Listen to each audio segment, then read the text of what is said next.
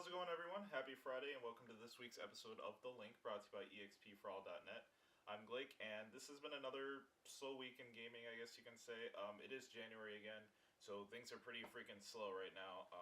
And things are going to get even slower once we head into February, and then hopefully things will pick back up. But regardless of that, we did get some news this week that I'll be talking about today, some of which is pretty interesting. So yeah, hopefully you guys enjoy it. Let's jump right into it.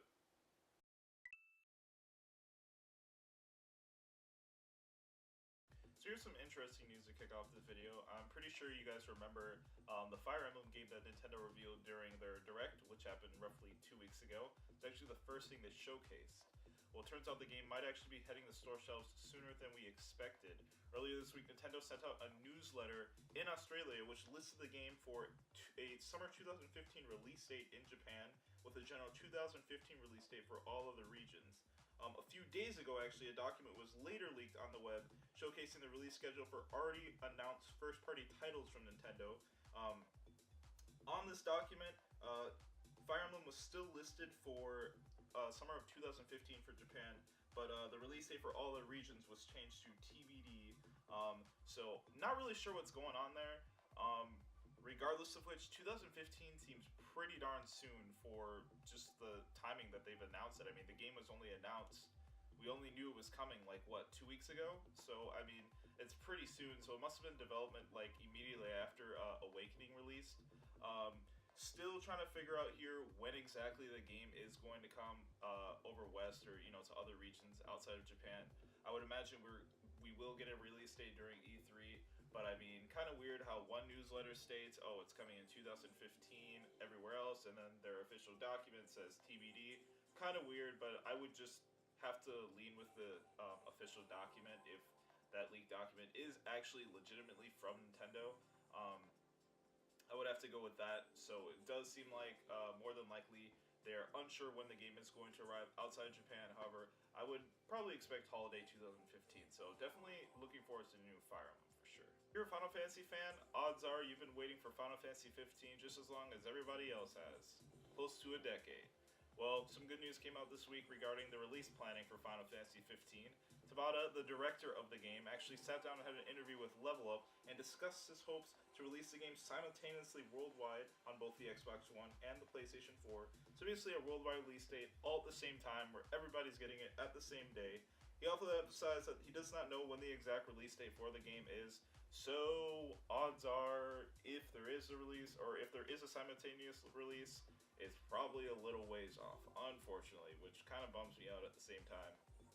However, I think this is a great idea because it looks like they have a really good story going on with this game. I would hate if a spoiler was uploaded on my Twitter feed, because all this crazy stuff is on my Twitter feed, or is up on YouTube and I accidentally find out about a spoiler or something. I will be so disappointed. So I'm just really hoping that this simultaneous release actually does come true and his hopes are actually, or his wishes are actually granted, because that would be amazing. It would just please a lot of people. But until then, I guess we'll just be enjoying the demo that hits, I think it's this April or March. Yeah, I think it's late March, along with Final Fantasy Type 0 HD. Final Fantasy 15 demo will be included with that. But I guess we'll be enjoying that in the meantime. Hopefully we do get an official Final Fantasy 15 release date during E3 at the very least. So until then, I guess we're just sitting here waiting even longer. Now, if you're a Borderlands fan, some good news came out of PAX South earlier this week for you guys. Gearbox held an official Borderlands PAX South panel and used that opportunity to discuss with their fans the next step from Borderlands 2. The company announced during the panel that they are ready to start production on a new Borderlands title within the franchise. After the panel, Chief of Gearbox, Randy Pitchford, actually took to Twitter and he let his fans know that they're currently seeking developers to join the team for the project.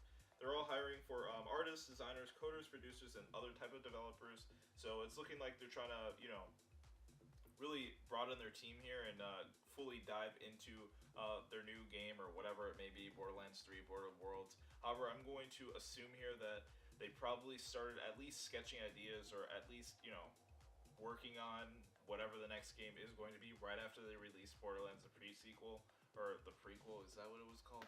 Pre-sequel, prequel, something like that. But my guess is that they probably started on Borderlands 3 or the rumored Border Worlds right after that game release. But it's definitely to know now officially that a new Borderlands title is on the way. I would imagine though it probably won't be released for another 2 years, so it'll probably be some time until we'll see the game. Maybe a year and a half at best. I don't really know, but I guess we'll know for sure like how development is going during E3. Hopefully we'll hear something about it. So until then, I guess just another waiting game. Lastly, to wrap things up, I've got some sad news for all of you PlayStation Vita owners out there. Earlier this week, Sony announced that they'll be cutting the services, or support rather, for a few of their apps that are currently on the PlayStation Vita. These apps include the YouTube app and the Maps app on the PlayStation Vita. A few features from Vita's near functionality are also going to be disabled. These features will be terminated this March, aside from the YouTube app, which will no longer be supported beginning April 20th of this year. Now, this is pretty sad because I remember during Sony's, I think it was, what was it? It's at the tip of my tongue. Gamescom.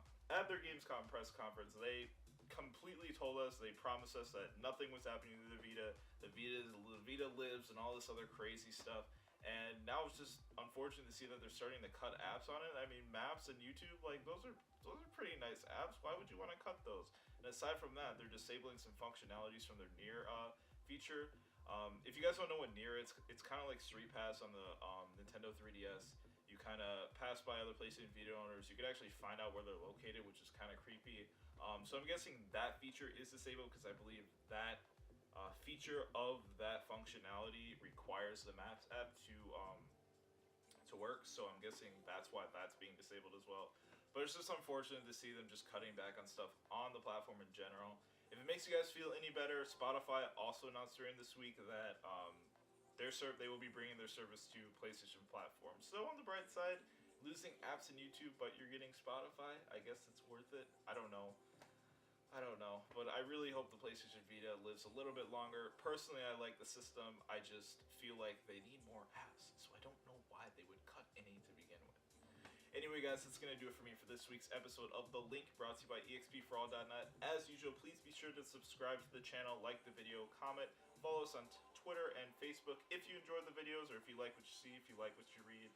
Until then, guys, keep on gaming, have a good weekend, and I'll see you guys next week. Peace out.